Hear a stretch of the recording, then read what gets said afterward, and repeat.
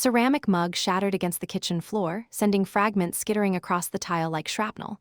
I didn't move to clean it. I couldn't, because when I turned around, my son was standing in the doorway with a face I'd never seen before, drained of color, eyes red-rimmed and hollow. He looked like a ghost wearing his own skin. "I can't do this anymore," he whispered, and the words didn't sound like anger. They sounded like surrender. My heart lurched.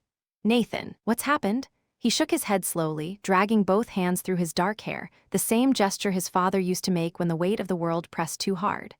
For a split second, I was looking at Jonathan again, and the old wound in my chest tore open fresh. Nathan sank into a chair, elbows braced on his knees, head bowed. "I've been trying to let it go, Mom, trying to move forward like you said, but I can't live with this lie anymore." The air left my lungs. "What lie?" He lifted his head, and I saw the boy I'd raised, the one who used to fill this house with laughter before grief turned everything gray. "I found a letter," he said, voice barely above a whisper. "From Dad." My knees buckled, I gripped the counter edge. "What?" From inside his jacket, Nathan pulled out a folded envelope, yellowed with age, creased at the edges. It was hidden in the workshop, behind the false panel in his workbench. He held it out, and I saw my name written across the front in Jonathan's precise, angular handwriting. "It's addressed to you." I stared at that envelope like it might explode.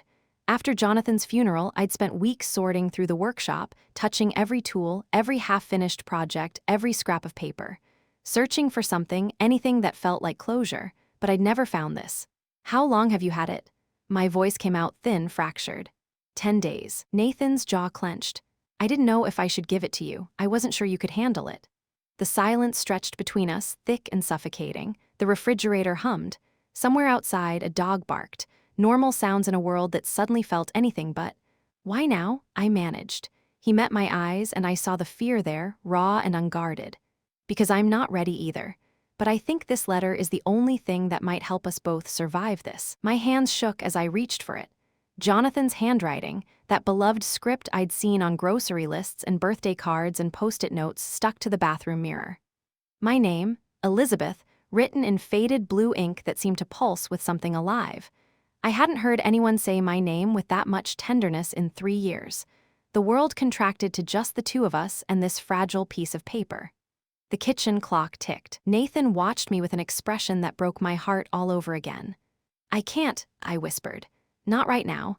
He nodded, understanding flooding his face. "Then we'll read it together. When you're ready." Ready? The word felt like a joke. I'd never be ready. That afternoon dissolved into a blur. I wandered through the house like a stranger, seeing Jonathan everywhere.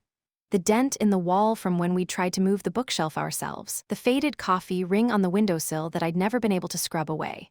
The ghost of him in every corner, and now this letter, this sealed secret that could change everything I thought I knew. I found myself in his old armchair by the window, the leather cracked and worn from years of his weight. The envelope sat in my lap like a bomb with a timer I couldn't see. By evening, the sky burned gold and crimson. Nathan appeared in the doorway again, calmer now, but still carrying that terrible weight in his shoulders. "Do you want me there when you read it?" he asked softly. I nodded. I couldn't speak. We sat shoulder to shoulder on the couch, and my hands trembled so badly I nearly dropped the envelope.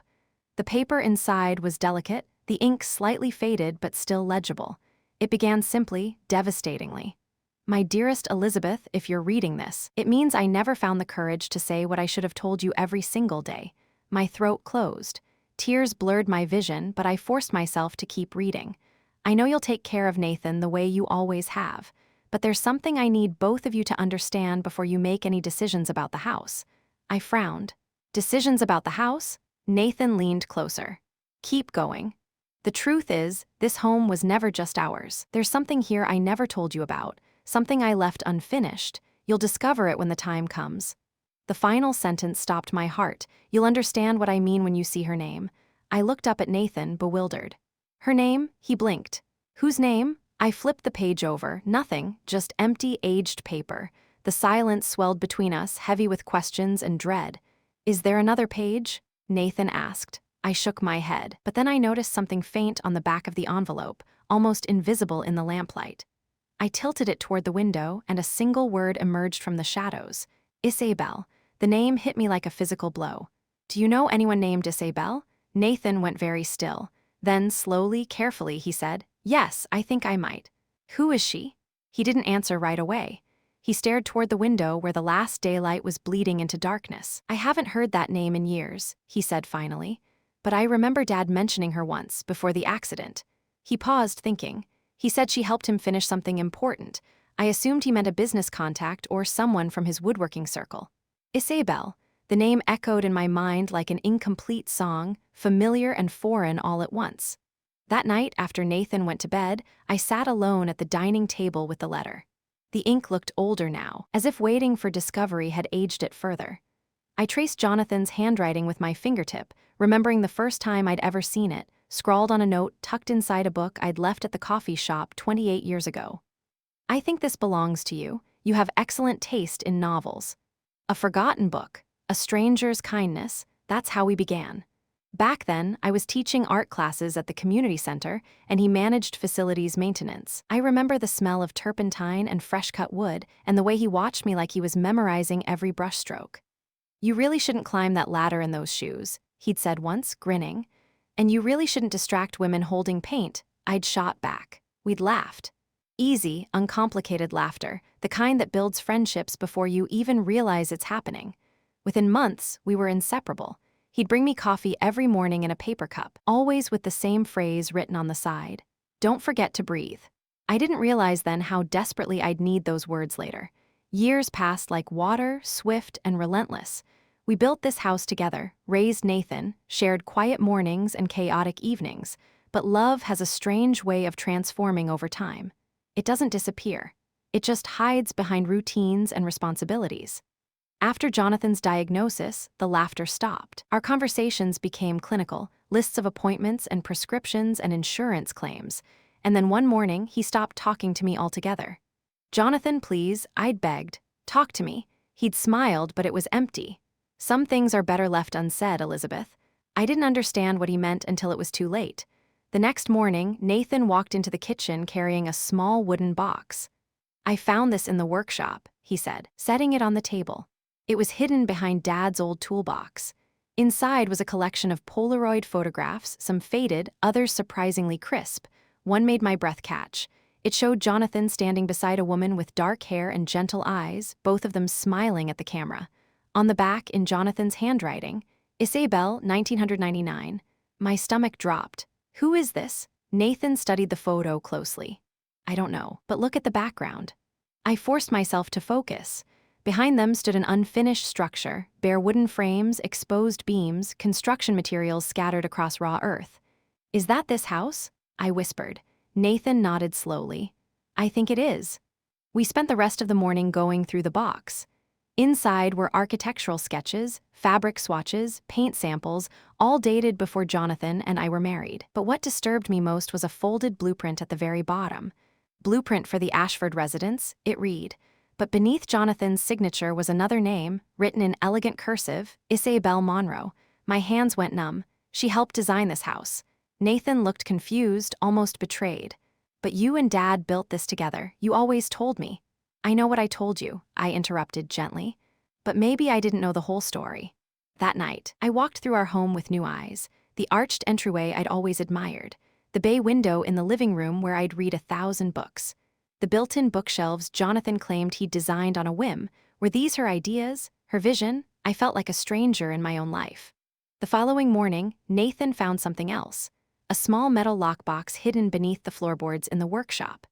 Inside was a stack of letters, all addressed to Isabel, none of them ever mailed. I read them one by one, my heart breaking with each word. "Dear Isabel, I wish I could explain why I never finished what I promised. You deserved better than my silence. Dear Isabel, every time I look at this house, I see your dreams built into the walls. I'm sorry I couldn't complete them the way you imagined. Dear Isabel, I've found someone who makes me believe in second chances, but I'll never forget what you gave me first." The last letter was different. It was sealed, addressed to Nathan, dated 1 week before Jonathan died. "Should I open it?" Nathan asked, voice uncertain. "Yes," I said. "He wrote it for you." He unfolded the paper and began reading aloud, but his voice cracked halfway through. "Son, if I'm not here when you grow into the man I hoped you'd become, remember this: strength isn't silence. I made that mistake for too long. Speak when you love, speak when you're afraid, and if you ever feel lost, look after her for me." He stopped, tears streamed down his face. He knew I'd be here. I reached for his hand. He always did. We sat in the workshop for a long time, no words left between us. The air felt lighter somehow, the silence no longer oppressive. But then, as Nathan gathered the letters back into the box, something slipped from beneath them. A folded document different from the rest. It was a property deed. And under our names, Jonathan Ashford and Elizabeth Ashford, was a third signature, Isabel Monroe. I stared at it, heart hammering. What is this? Nathan took it, reading carefully. It says the property was co-owned, signed before you and Dad were married. The truth settled slowly, painfully clear. Jonathan hadn't just promised to build the house for Isabel, he'd promised it to her, and when he brought me here, he'd brought me into someone else's dream. Mom, Nathan whispered. Did you know? I shook my head. No, he looked torn between loyalty and confusion. Maybe he changed it later, he said quickly. Maybe he meant to fix it. I wanted to believe that, but the document didn't lie. The house we'd built our lives in had started as someone else's love story. A breeze moved through the open workshop door, scattering loose pages across the concrete floor. One brushed against my hand. I picked it up. At the bottom, in Jonathan's familiar script, were 4 words: "Forgive me, she deserved peace." I folded the paper slowly. My heart ached, but not with anger, with understanding. What do we do now? Nathan whispered. I looked toward the open field beyond the workshop where white roses swayed in the twilight. Tomorrow, I said quietly, we find her. Morning came gently, the scent of rain still lingering in the air. Nathan and I drove in silence, the wooden box resting on his lap. Neither of us spoke. The truth from last night sat between us, fragile and unfinished. We found Isabel where the gravel road curved toward the hillside. She was standing near a small painted gate, holding a basket of cut flowers. When she saw us, she didn't look surprised, just quietly prepared. I thought you might come, she said. I stepped forward, my heart steady but full. We found the letters and the deed. Her eyes flickered. So you know everything? I do, I replied, but I don't understand why he never told me.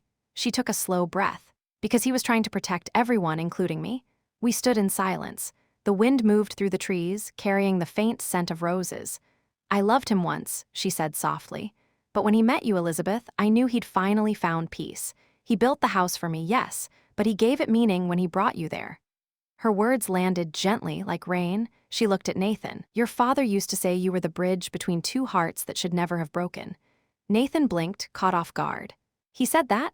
Isabel smiled faintly. He said love isn't meant to stay in one lifetime. Sometimes it moves from one person to another until it finds its home. I felt tears sting my eyes. The anger I thought I'd feel never came, only gratitude. Jonathan hadn't betrayed me. He'd carried love the only way he knew how, by building something lasting from what was once broken. Isabel stepped closer and handed me a small sealed envelope. This was in one of his old sketchbooks, she said. He asked me to give it to you if the house ever felt too heavy. My fingers trembled as I opened it. Elizabeth, if you're reading this, it means the truth has found its way home. I built that house for 2 women who taught me what love really means. One showed me how to begin again. The other showed me how to stay. If the walls ever feel like they're holding too many memories, open the window. The air there still belongs to you. The letter ended with one final line, written faintly in pencil. Tell Nathan I kept my promise. I built her peace and yours forever. I closed my eyes. The world seemed to pause. The rain stopped. Somewhere a bird began to sing. When I opened them again, Isabel was smiling through tears. He was right. You gave that house its soul. I reached out and embraced her. Not as rivals, but as 2 women who'd both loved a good man in different times. For the first time in 3 years, it didn't hurt to say goodbye. By the time Nathan and I returned home, the sun had broken through the clouds. He stood in the doorway, watching light fill the living room. Feels different now, he said quietly. It does, I agreed. He turned to me, eyes soft. What are you going to do with the house? I looked around at the framed paintings, the white roses outside the window, the chair where Jonathan used to sit. Keep it, I said. But not as a memory, as a beginning. Nathan smiled. I think Dad would like that. We spent the afternoon organizing the workshop, sorting through old letters and unfinished projects. Most were fragments, incomplete thoughts, unsent apologies, tiny reminders that love is never neat. As the sun began to set, I found one last envelope stuck under the box lid. It wasn't addressed to me or Nathan. It said simply, to whoever finds this home next. I opened it. The paper smelled faintly of cedar. If you are reading this, take care of the garden. The white roses have roots deeper than you can see. They grow best when loved by someone who's known both loss and hope. That's what this place was built for. Not to hold pain, but to help it bloom into something kind. I smiled through tears. He wrote this for everyone. Nathan leaned beside me. He left a piece of himself everywhere. I nodded. That's what love does. Outside, the wind moved through the garden, scattering petals across the porch. One landed on the letter, white and soft, almost glowing. I looked up at the fading sky and felt something inside me finally rest. Jonathan's love hadn't ended. It had simply changed shape, carried forward through us, through this house, through every quiet act of care that would follow. Nathan closed the window gently. "You okay, Mom?" I smiled. "I am now." The last light fell across the floor, warm and golden, touching the old painting that still hung on the wall. Isabel's watercolor of the house, the one that started it all. And for a moment, it almost looked alive again.